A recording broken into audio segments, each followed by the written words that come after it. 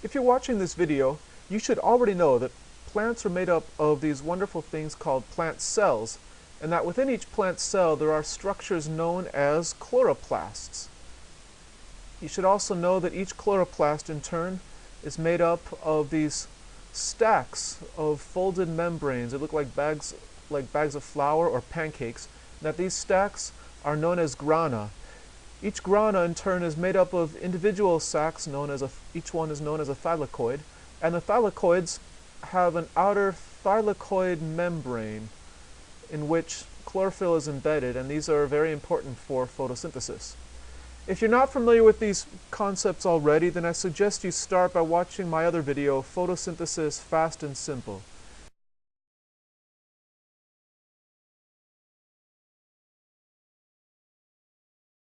Before we get started, there's a little bit of geography we need to take care of. So, if you notice, I've drawn a thylakoid membrane here in the middle.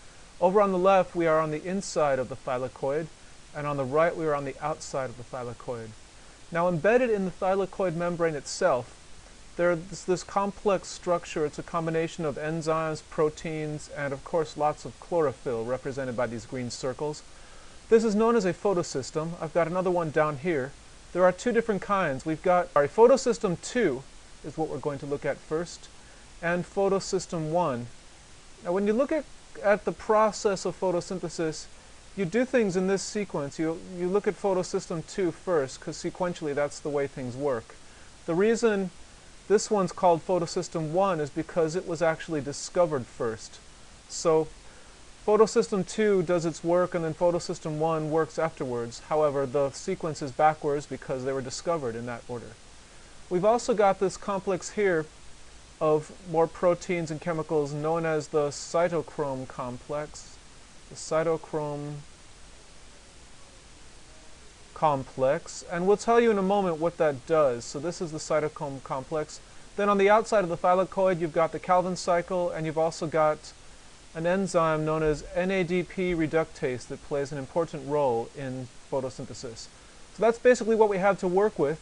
You can think of this whole structure as kind of like a market where each of these systems or complexes needs to get paid. It has to take in some energy or some kind of raw material, and they each produce things or put things out that they exchange with the other complexes, the other cycles, and the other structures. And right now we'll take a look at how that works.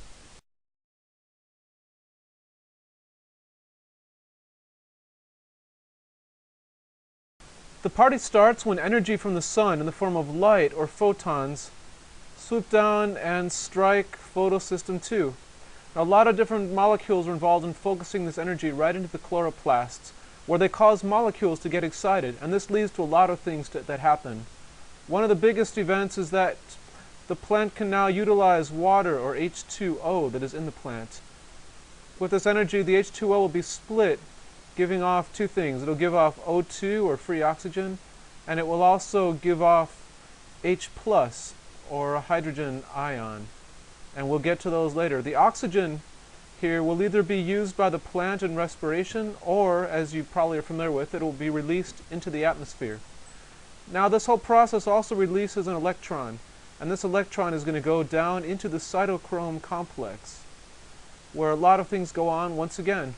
One of the roles of the cytochrome complex is in the creation of ATP, and so that ATP, adenosine triphosphate, will be sent to the Calvin cycle, where it can be used by the Calvin cycle to create carbohydrates. The cytochrome complex also releases another electron, which goes down into photosystem 1. Now let's take a look at photosystem 1 and see what happens. First of all, just as with photosystem 2, we're going to have light shooting down. So we've got light from the sun up here. That sunlight strikes the chloroplast, photosystem 1, and once again a bunch of reactions take place. One of the things that happens is that an electron is released, and it goes back to photosystem 1, therefore completing that cycle. So an electron returns to photosystem 1. Let me just draw it all the way up there to show that it's complete. Here we go. The other thing that happens is that electrons are fed into the NADP reductase also that H plus from photosystem 2 is also utilized by NADP reductase, and it adds the H to the NADP, so you have NADPH, NADPH, which goes straight to the Calvin cycle. The Calvin cycle does a lot of things. The first one we're going to deal with is, in using that H plus, it basically turns the NADPH back into NADP, NADP, and that means it resets the NADP reductase. The Calvin cycle also has more important, or at least more dramatic and interesting functions, as we'll look at in a second. Now, in the atmosphere, there's this gas that you've heard a lot about probably called carbon dioxide, or CO2. And this gets absorbed into the plant during the Calvin cycle. This is known as carbon fixation, and you've probably heard of carbon fixation in terms of the greenhouse effect, and it's one of the arguments for planting more trees. If there's more plants, more trees, more photosynthesis will take place. A lot of the CO2 in the atmosphere will be fixed back in the plants. Now, the Calvin cycle makes use of NADPH, NADP, and ATP, and with all these chemicals and with the carbon dioxide, it adds some hydrogen onto the carbon and oxygen, creating ultimately this molecule C6H12O6.